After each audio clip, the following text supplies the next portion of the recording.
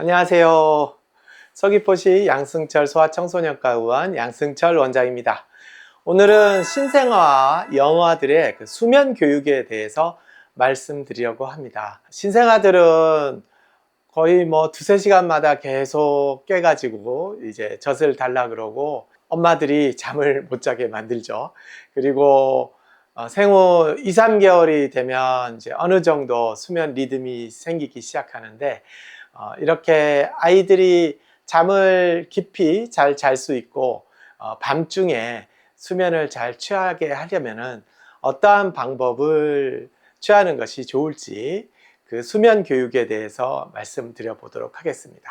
이 수면 교육은 아기가 푹 잠을 자게 함으로써 성장에 도움이 될 뿐만 아니라 우리 엄마나 아빠가 아이를 보는 데 있어서도 밤에 힘들지 않게 지낼 수 있도록 할 수 있는 그런 중요한 것이기 되기 때문에 오늘 말씀드리는 것을 잘 들어보시기 바랍니다.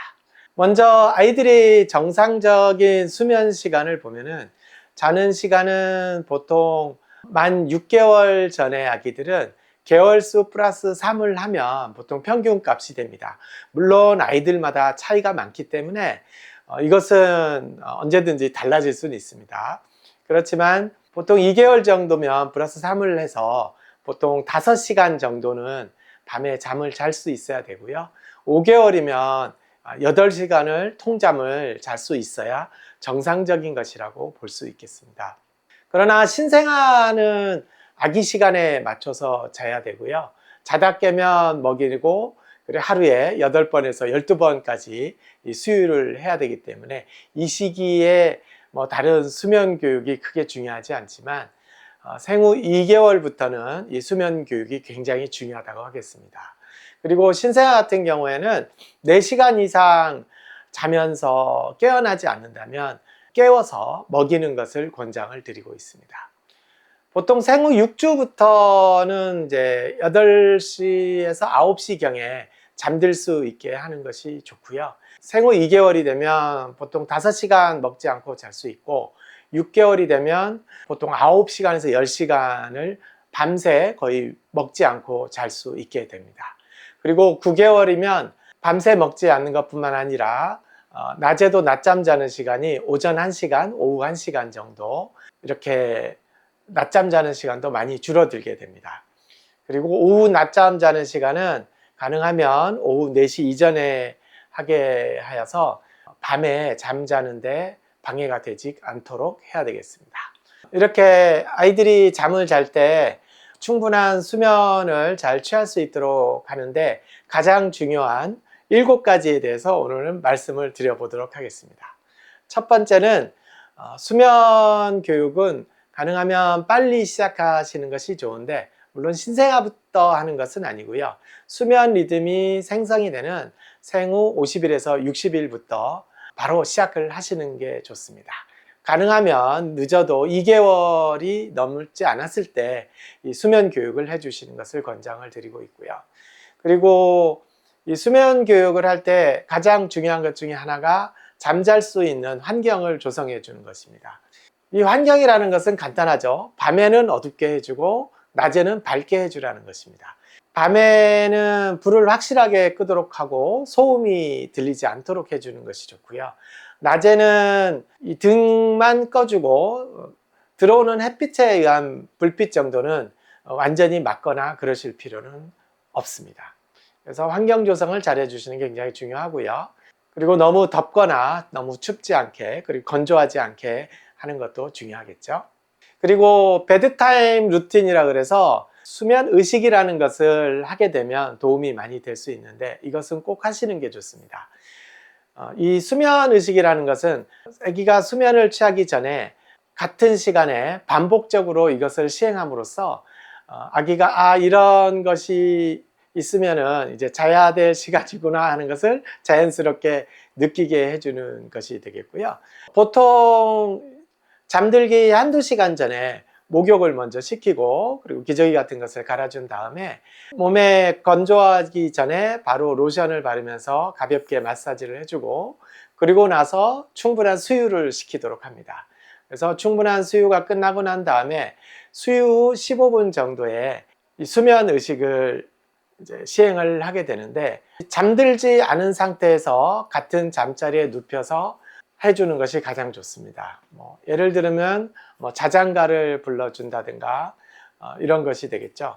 그래서 그 다음에 깊은 잠에 빠지게 이렇게 유도를 해주시는 것이 가장 좋겠습니다. 그리고 네 번째로 중요한 게 일관성 있게 이 수면 교육을 하셔야 되는 겁니다. 특히 주말 부부 같은 경우에 할머니가 평소에 키우다가 엄마 아빠가 주말에 받아서 키울 때 그 수면 교육이 완전히 바뀌게 되면 아기가 잠을 자는데 문제가 생길 수 있기 때문에 할머니와 아니면 주 양육자와 원활하게 소통을 하셔서 어떻게 수면 교육을 하고 있는지 잘 물어보고 그것을 맞춰서 해주는 것이 중요하다고 하겠습니다. 그리고 아기가 이제 수유를 하고 어느 정도 졸린 것 같으면은 완전히 잠들 때까지 안아 있거나 그러지 말고, 졸렸을 때는 바닥에 눕혀서 이제 잠을 들 수 있는 준비를 해주는 것이 좋습니다. 다섯 번째는 깨워서 먹일 필요는 없다는 것입니다. 이제 만 2개월이 되면은 만 9시에 먹고 자는데 새벽 2, 3시 되면 먹을 시간이 되었는데도 먹지 않고 계속 잠을 잔다면은 이 시기에는 굳이 깨워서 먹이실 필요는 없다는 것이죠. 만약에 아이가 밤 9시에 자서 보통 2개월이면 5시간을 자니까 10시, 11시, 12시, 1시, 2시 되면은 깨게 되잖아요. 그러면 새벽 2시에 또 수유를 하게 되면 엄마나 아빠가 더 힘들 수가 있으니까, 이럴 때는 밤 12시경에 한번 깨워서 잠자는 아이한테 수유를 하게 되면 그 다음부터는 5시간 동안 새벽 5시까지는 깨지 않고 잘 잘 수 있는 방법도 있습니다. 이런 거를 꿈수유라고 하는데요. 이런 방법을 한번 써보는 것도 아기가 밤에 푹 자는데 도움이 되고 엄마 아빠도 힘들지 않게 수유를 할 수 있는 그런 방법 중에 하나가 되겠습니다.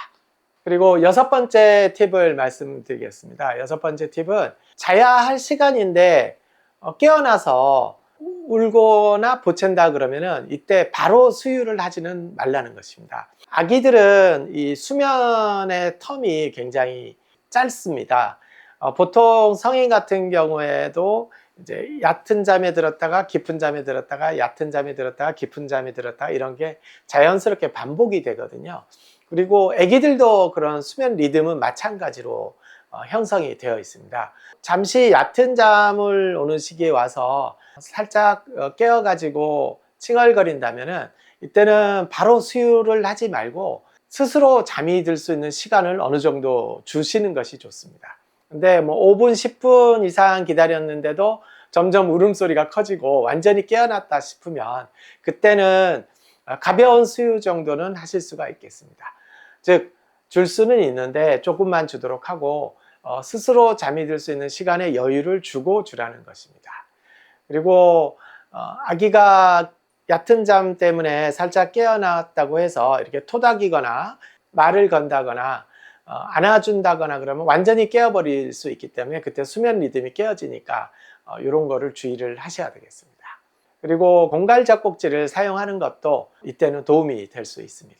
그리고 이것은 잠시 달래기 위해서 이제 가볍게 수유를 해주는 것이지 먹이기 위한 것이 아니기 때문에 원래 먹던 양을 다 줄 필요는 없습니다. 한 3분의 1에서 2분의 1만 줘서 스스로 잠이 들 수 있는 시간을 주는 것이 중요하고, 이러한 것은 일관성 있게 반복함으로써 아기에게 도움이 될 수 있습니다. 그리고 마지막으로 7번째는 만 6개월 전에는 이제 밤중 수유를 끊으실 생각은 하지 않도록 해주시고, 단 만 6개월이 되면 이제 밤중 수유를 끊어야 할 시간이 됐다는 것을 인식을 하고 계셔야 되고, 만 6개월에 이제 이가 나기 시작하니까 마지막 수유 후에는 불소가 들어있는 치약으로 양치를 해주는 것이 치아 건강에 도움이 많이 되겠습니다. 오늘은 수면 교육에 대해서 알아봤고요. 이런 수면 교육을 잘 알고 계시면 아기가 잠을 자는데 굉장히 도움이 많이 되기 때문에, 이런 내용에 대해서 궁금한 게 있으시면 댓글을 남겨주시면 제가 자세하게 답변을 해드리도록 하겠습니다. 감사합니다. 다음 시간에 다시 뵐게요.